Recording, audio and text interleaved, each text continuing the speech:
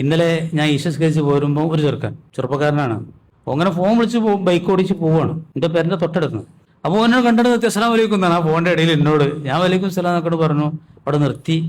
ഇങ്ങോട്ട് എന്നോട് എന്താ പറയണമെങ്കിൽ കയറിയോ, നിങ്ങൾ ആ ബാങ്കിനെ പറ്റി പറഞ്ഞില്ലേ, ഞാൻ ഓനെ അറിയില്ല, എൻ്റെ തൊട്ട നാട്ടുകാരനാണ്, എല്ലാത്തിലും ഉള്ള ആളാണ്. പക്ഷെ ഞാൻ അപ്പോഴാണ് അറിയണേ നിങ്ങൾ ബാങ്കത്ത് പറഞ്ഞില്ല വെച്ചോണ്ട് തുടങ്ങി. എന്തേ പറഞ്ഞു ചോദിച്ചു. എനിക്ക് ഓർമ്മയില്ല, എന്താ പറഞ്ഞെനിക്ക് ഓർമ്മയില്ല.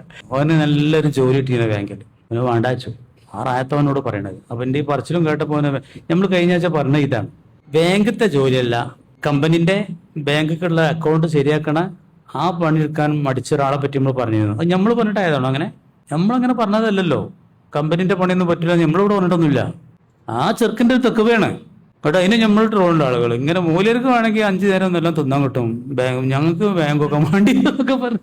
അങ്ങനെ പറയണട്ടോ. എനിക്ക് ഭയങ്കര രസമാണ് ഒക്കെ കേൾക്കണേ. മൂല്യന്മാർക്ക് കുഴപ്പമില്ല, നല്ല അട്ടിപാത്രം അങ്ങനെ വരും എന്നൊക്കെയാണ് പറയുന്നത്. രാസൂയ പണ്ടേ ഉള്ളതാണ് ചിലർക്കൊക്കെ. അല്ല അങ്ങനെയല്ല, അതൊക്കെ നല്ലതാണെന്ന് ഞാൻ പറയണേ. അതിന് തറാറൊന്നുമില്ല. നമ്മൾ ഓനോട് രാജിവെക്കാൻ പറഞ്ഞാണോ? ഓൻ തീരുമാനിച്ചല്ലേ. ഓൻ പിന്നെ എനിക്കൊന്ന് വൈകുന്നേരം വിളിച്ചു, അബുദാബിയിൽ നിന്ന് വിളിക്കുകയാണ്. ഓൻ ഉസ്താദ് നാട്ടിൽ നല്ലൊരു ജോലി കിട്ടിയാണ്, ഞാൻ പോവാണ്. നമ്മളവനോട് പറഞ്ഞു വേറെ ജോലി കിട്ടിയിട്ട് തൽക്കാലം എനിക്ക് വരെ പിടിച്ചൊക്കെയുള്ള വകുപ്പൊക്കെ ആ ജോലിയിലുണ്ടെന്നാണ് നമ്മളെ തെക്ക് പോക്കനുസരിച്ച് പറഞ്ഞത്. ഓന്റെ തെക്കവ് അതിൻ്റെയൊക്കെ മേലെയാണ്. ഓന്റെ തെക്കവ് അതിൻ്റെയൊക്കെ എത്രയോ മേലെയാണ്. ഓനത് വേണ്ട, അല്ല നല്ലൊരു പണി നാട്ടിൽ തന്നാണ്, ഞാൻ പോവാണ് പറഞ്ഞിട്ട് വൈകുന്നേരം കഴിഞ്ഞ ഞായറാഴ്ച വൈകുന്നേരം എനിക്ക് വിളിച്ചു. അങ്ങനത്തെ ഒരു അവസ്ഥ ഉണ്ട്. ഓലൊക്കെ മനസ്സിൽ കിട്ടണ ആ കള്ളാക്ക് വേണ്ടിയാണ് ആ ജോലിയൊക്കെ ഒഴിവാക്കണത്. സ്വർഗം കിട്ടാനും നരകത്തു നിന്ന് രക്ഷപ്പെടാനുമാണ് അതൊക്കെ ചെയ്യണത്. ഏറ്റവും വലിയ ഭീഷണി നരകല്ലേ, അതിലേറെ വലിയൊരു അപകടം വേറത്തെ ഉണ്ടോ? അതിന് കഴിച്ചില്ലല്ലേ ഏറ്റവും വലിയ സംഗതി. അതിനും വേണ്ടിയാണ് അതൊക്കെ ചെയ്യണത്. അപ്പോൾ ഓൾക്ക് ഭയങ്കര സംതൃപ്തി ഉണ്ടാവും.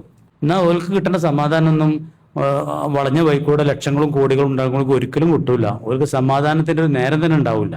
അതാണ് പരിശുദ്ധമായ പ്രകൃതം.